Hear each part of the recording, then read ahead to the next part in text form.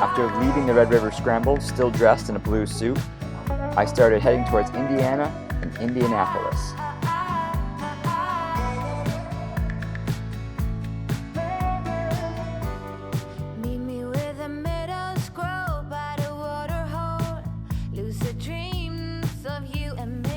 I just stopped at Triumph of Indianapolis. Got some coolant, a little on the low side.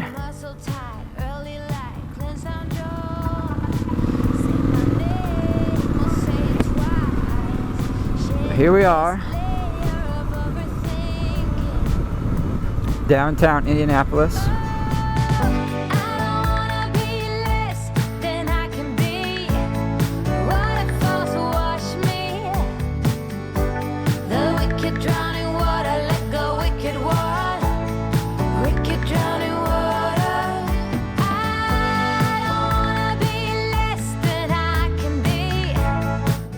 It's a nice place, ultimately. There's some variety of things, but I like specifically Indiana. It's in the middle of stuff. It's still fairly laid back, but it's easy to get anywhere you want to get. So, you know, you can go to Chicago or Nashville or St. Louis, and there's plenty of plane flights that are like 2 hours or less to go anywhere in the country. Well, of course, the Indy 500. I mean, that's internationally known. It's the largest gathering event of people in the world, I believe, in one location at least. I think it's like 300, 400,000 people. A huge track with a lot of history. I mean, the auto industry, when it was starting out, needed a place to test out their stuff.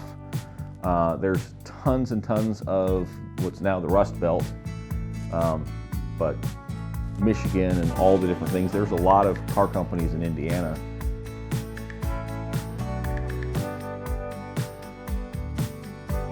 I don't know if you can see, downside to wearing a suit on the highway is I got my wrist pretty sunburned.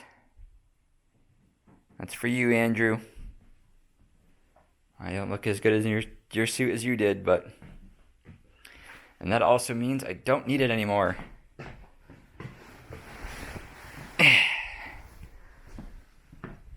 Now, no diss to Andrew. He likes this color. That fits with his bright personality. Me, not so much. The great Noah champion. First of all, I gotta get this pizza.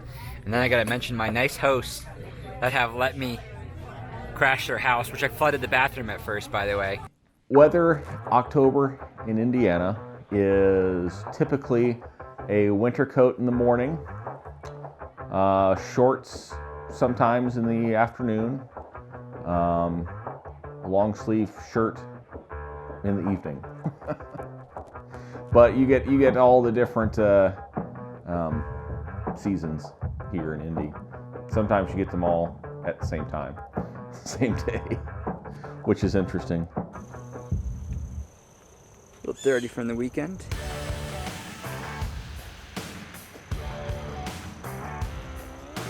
Let's see where my tank bag was. Rear brake caliper relocation kit worked out. Nobby's doing good. I don't know how long this tire's gonna last, but we'll find out. So Indiana has gotten kind of cold after I arrived. It's like 50s, 60s. Not super promising for the fact that I'm going to be heading north and not for another week, because I'm going to fly down to Atlanta. Caitlyn and I are going to go to our first flat track race in person. And then I have to go back to South Carolina and hopefully get my registration worked out, because I'm currently have Caitlyn's license plate on the back of my motorcycle. If you followed my trip to Alaska and back, I did that with an expired registration. I'm still unable to get my bike registered because I can't get a copy of the title from the company that owns the lien, or whatever you call it. That it's not the company that I financed through. I financed through the dealer, and whatever bank they used had gotten sold to this one after a couple years. So the ironic part is I've only been with this bank for about a year.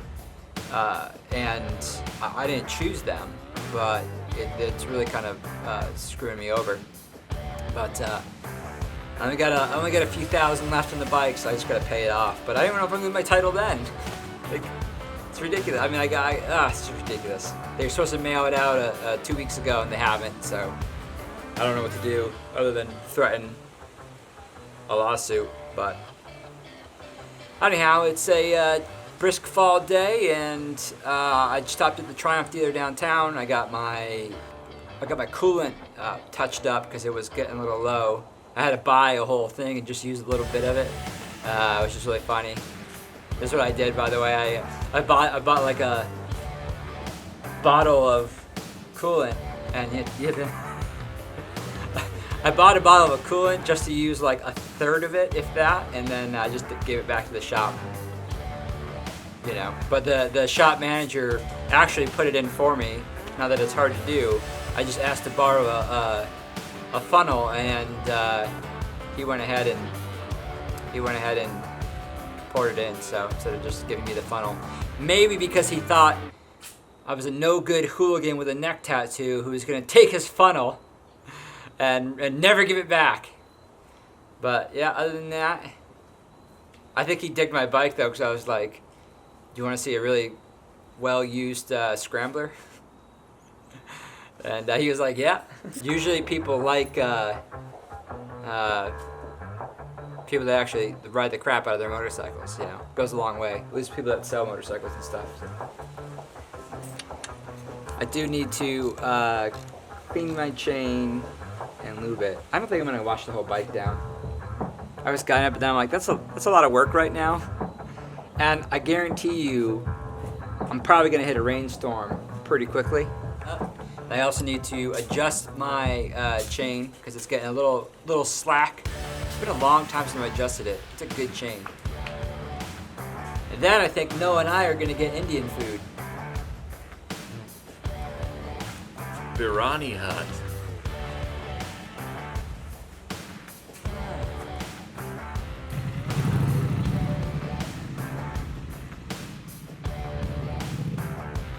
My chain was now clean, lubed, and adjusted. Northern's definitely more flat. Southern has quite a bit of hills, so it's actually a little more interesting to motorcycle through on the south part. But The main purpose of me going to Indiana was to train Noah so he could cover me for vacation days. It might not have been picked up yet. But we were able to meet up with Dan in Fort Wayne to learn more about astrophotography, which he's been killing it at, and I wanted to learn more. God, that's right. What is this? This is an observatory that was all founded by donations for the city of Fort Wayne. They do some scientific work out of here, but it's mostly for public outreach and awareness for, people, kids who want to get into astronomy and spaceflight and all of that. That's really what it's for. There's two different methods. The one I'm most familiar with by far is deep sky. So what we did tonight was mostly lunar, planetary. But with deep sky, what I do is I start off it actually starts a couple of days before the image is taken. So I'll be on a program like Stellarium, or the app on your phone, right? Looking where something's going to be, what time it's going to be in the sky. Is it going to be trees? What's there? Obviously, you're monitoring the forecast, the weather at all times, because obviously if clouds roll in, you could have the best imaging plan in the world. Clouds roll in, you're going to bed. You're done. So what I've been doing a lot is just plan ahead a lot, and then I actually make a sequence.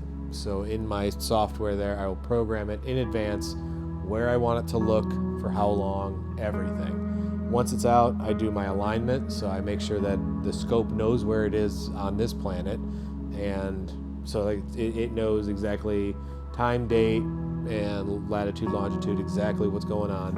And as long as the alignment's good, if I tell it to look somewhere, it will look somewhere and it'll be dead on, perfect. And then what it'll do is it'll track, because it's aligned to the rotation of the Earth. It will look at something and then just track exactly, and it will never lose that throughout the whole course of the night. you know, 6-7 hours at a time. It'll be perfect.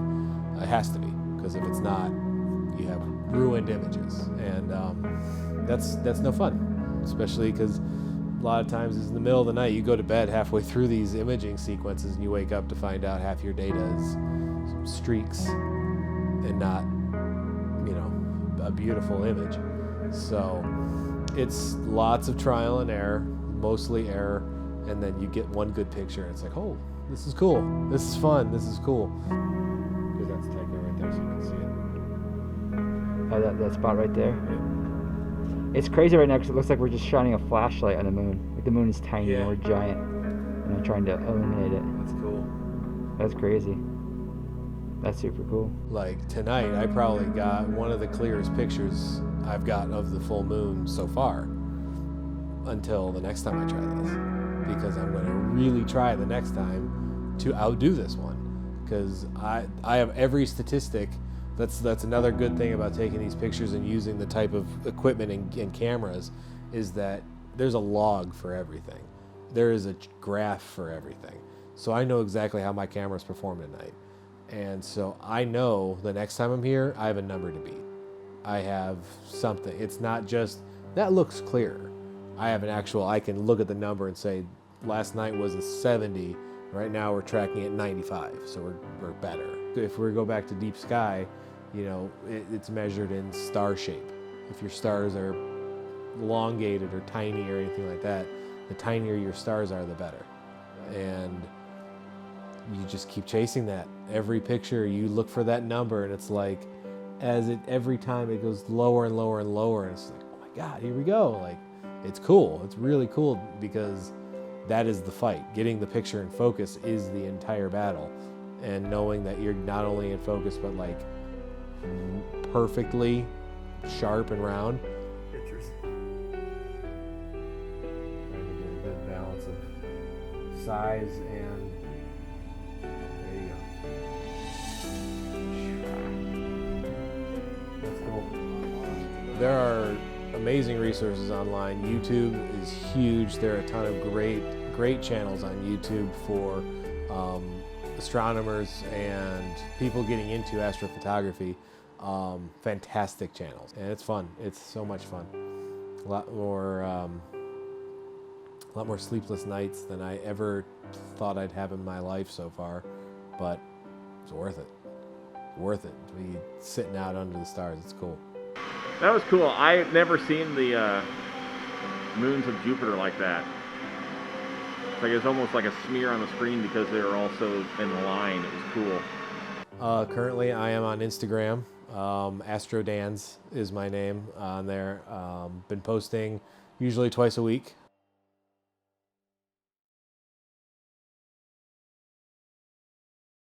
Now, what did you think of last night? Last night, hanging out with you was great. I've never been with another band quite like that. Damn it. No, okay. Take two. Just to mess with you. And so I asked Dan, I was like, what are those, like, 5 things in alignment? He's like, oh, that's their moons. I was like, I never would have thought of that, you know?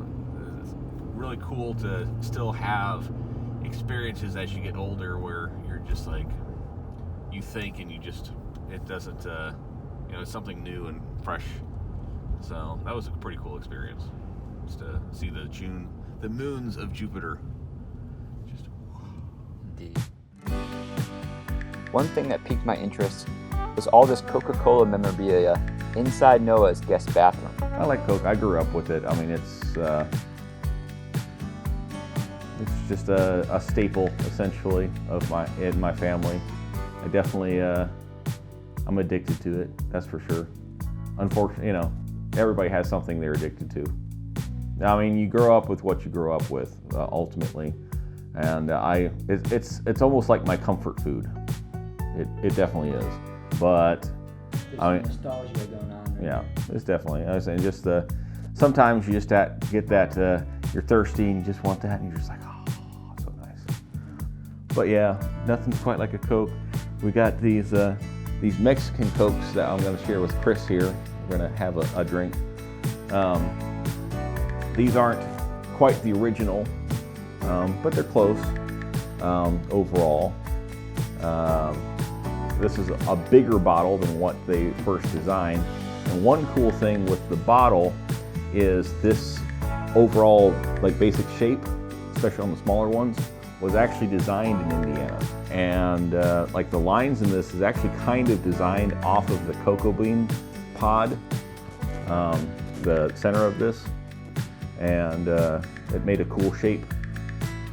This specific one is a larger version from Mexican Coke, and they actually make this with real sugar versus corn syrup, which basically everything you use is corn syrup now.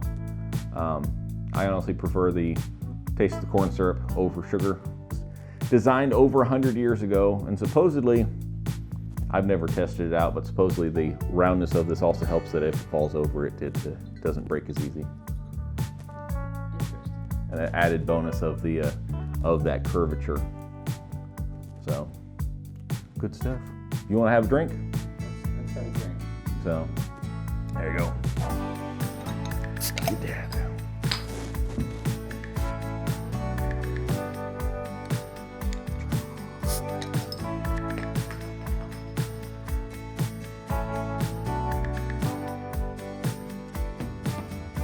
That's good stuff. He loves his Coke. Well, that's the end of the Indiana episode. Big thanks to both Noah and Molly for letting me stay there. And of course, Noah for covering me on Fridays while I take vacation. And big thanks to Dan for letting us come up and showing us a glimpse into his astrophotography that he does. It was super cool. So, you know, big shout out to him. I would recommend following him on Instagram. I'll put it right there. So, you know, if you like space stuff, which, you know, hopefully you do, because I think cool people like space stuff. I would agree. Yeah. I would totally agree that cool people are into space. Otherwise, before I let you go, I'm going to start highlighting some people's comments on videos. So this is going back to the Escaping New Orleans video. You know, first off, a lot of people dropped their condolences for our loss of Leroy. Obviously, plenty of you are dog people, and we really appreciate that. Leroy meant a lot to us, and you know, we really miss him. Don't think we've ever had, at least I can speak for myself, I've never had such a hard time losing a pet before, and you know, we didn't even have him his whole life. I wish we did. Ubaldo Fernandez, hopefully I'm pronouncing that correctly, seems to appreciate the format that we're going with. So trying to be, I guess, a little more vloggy, but you know, mostly more entertaining. I think the last episode, if you saw that, the Red River Scramble, that's really my kind of where I feel like I've raised the bar for my standard now, and that's what I'm gonna be shooting for every time. Of course, there's a plane flying above. Finally, I want to highlight what Earl said, because that was really nice of him. I think Caitlyn and I both really miss New Orleans. Now it's November, so now it's been almost 6 months. We are going to be meeting up in New Orleans for like a weekend as I head back east, so I'm looking forward to that. But of course, in this COVID-19 world we live in, there's not really any events going on in New Orleans like there normally is, but it's still so nice to be there. Yeah, and Earl, he said some I think sweet things about, you know, essentially you don't, you know, New Orleans lives in you, so even though like we do miss it, like those experiences and that love of that place is still there. So, but yeah, and then he said, if my understanding is correct in French, he said, let the good times roll. So I think it's a good way to end it. Let the good times roll. You appreciate these videos, then, you know, likes help me out, comments help me out,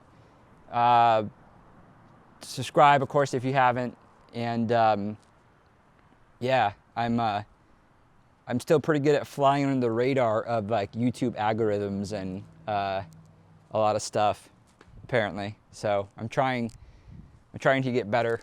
I think my content's gotten a lot better, definitely from when I first started, but I'm still doing a terrible job at apparently the marketing side of things. I can't seem to figure out that one. So, but yeah, that's it for this one. All right. Well, take care and scramble on. Make sure you like and subscribe.